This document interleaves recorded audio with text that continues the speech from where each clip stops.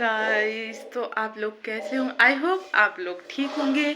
और एक महत्वपूर्ण सूचना मैं आपको देना चाहती हूँ कि मुझे रील बनानी नहीं आती है, तो प्लीज़ कमेंट में आप ये लिखें कि आप लोग रील कैसे बनाते हैं, क्योंकि मुझसे नहीं बनती है वो रील।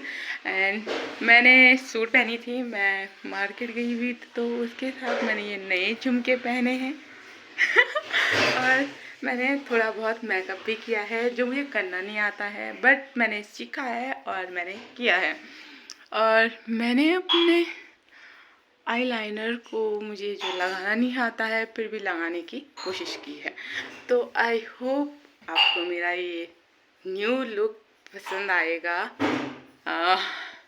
और क्या बोल सकती हूँ मैं। और आई होप आप लोगों ने खाना खा लिया होगा। रात का टाइम हो चुका है, आज बहुत ठंड हो रही है, क्योंकि पहाड़ों में क्या हुआ था कि बर्फ़ गिरी हुई थी, तो इस वजह से। ठीक है, टेक केयर, बाय।